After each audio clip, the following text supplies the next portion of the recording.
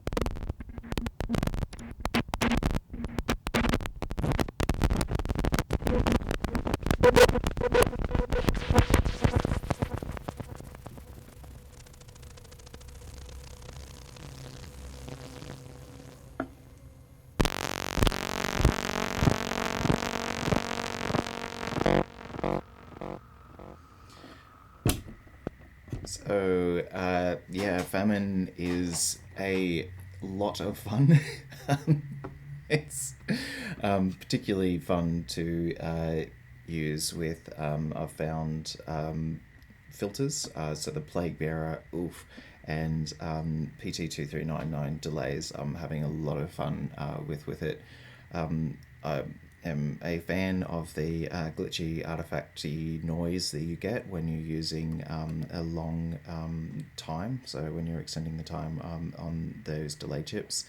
But the Famine really allows you to play around in those kinds of domains and find really beautiful noises in there as well.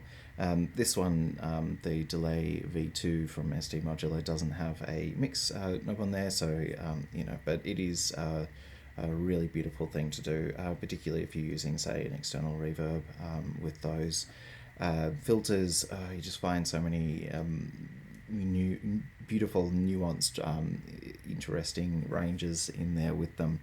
I'm loving the Plague Bearer with it, and obviously that's a Flight of Harmony module as well. But other filters that I've used with it are also wonderful. I've got the Neutron over here as well, mostly to show that you can have a full semi-modular synth that requires I think this is 750 or 1000 milliamps in order to be powered. So the Famine can handle up to 1.5 amp running through it. Powering it at the moment with the Usus. This is, I'll show you the back of it actually so you can see how it's connected. So it's connected, I've got the output, so I'm not sure if you can see yet, so the HPO is connected directly to one of the buses on it, and then I've got the one of the connectors on it, and then I've got this other one coming out, going into, excuse the mess, into the in here on Famine. So you can either connect it with a standard header, or you've got the three quick connects there as well. So you can take it straight out of your bus, or straight directly from one of the headers on your bus as well.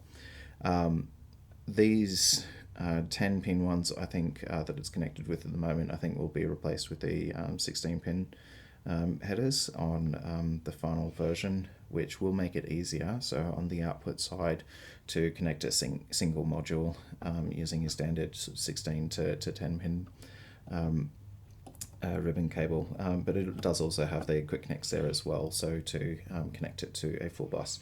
I'm actually using the standard pin header to come out of there and go directly to a bus board. So I can Excuse. Oh, whoa. Hello. You're off now. Put you back on. I've got it running to a. Gosh. So everything is screwed in. Going to a bus board in there, just using a 10 pin to 6 pin header, but you could use obviously a 16 to 16 to plug it in the final version. Did I talk about what everything on the front does? No, I didn't. I just talked about what the back does. So the front of it here, you've got, so the starve feed knob is, so this is a bypass, so this will bypass the starvation effect entirely, sending the full 12 volts through on both the positive and the negative rail. Up the top you've got, so when starve is on, you're then able to control the amount of starvation from sending through 0 volts down the bottom to about 10 up the top. The all and split will decide whether this side here is this knob is and the CV for that is controlling the positive and negative, so all of it or just the positive, and whether this one is controlling the negative or sitting around doing nothing. When it's in all, the crush and wreck switch will change between sending. So impacting the positive and negative in the same way, or varying those. So it will mean that as the positive is going up, the negative is coming down, but does nothing when you're in the split mode. And down the bottom here you've got CV. So you've got CV over the positive side or all, depending on what this switch is doing, and CV over the negative as well. And that's added or subtracted from what you've got on the knob here. This is a ton of fun. The final version will have a black panel with glowing eyes. The eyes will light up as it is stealing the power from the connected modules.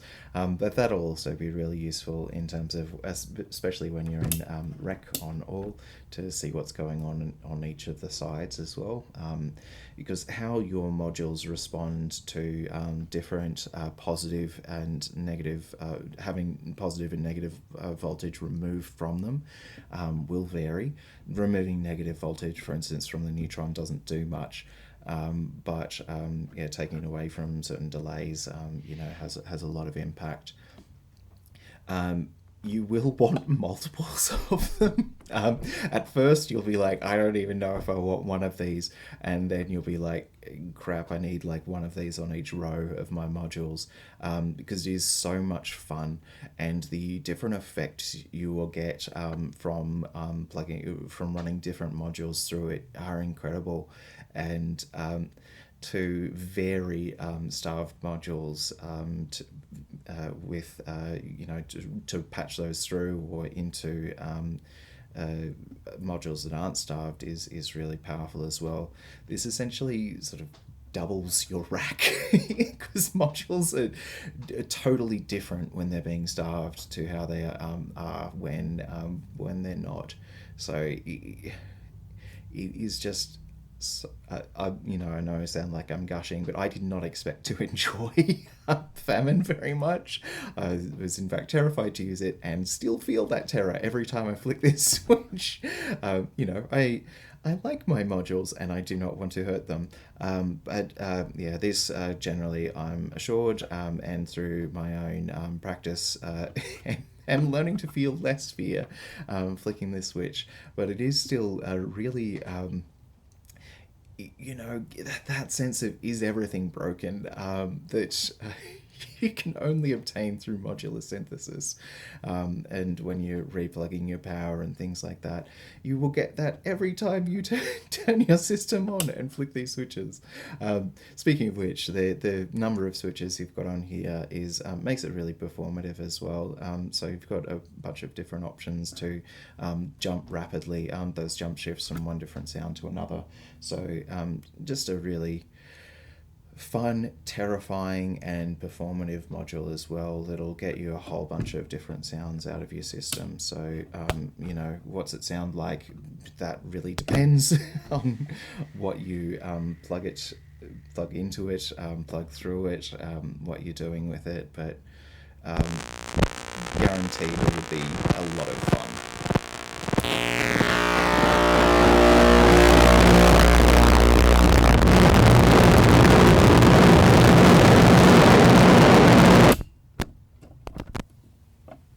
And instantly kill a neutron, which what's not fun about that, right? Isn't that what we're all trying to do in life, really?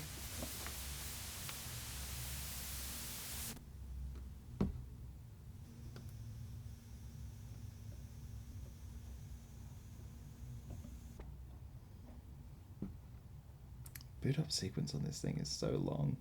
It's even longer when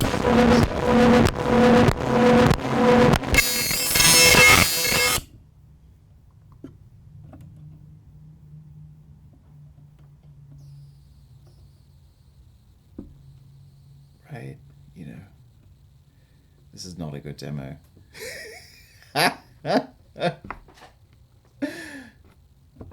Make sound, damn you. No, I don't want to.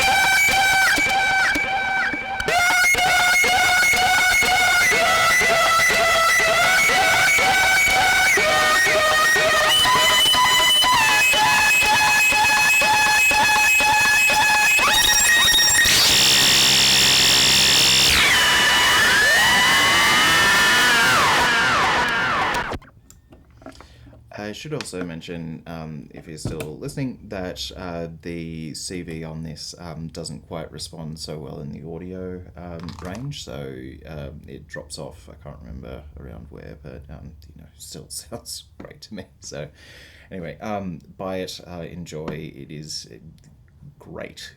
Yeah, quite frankly.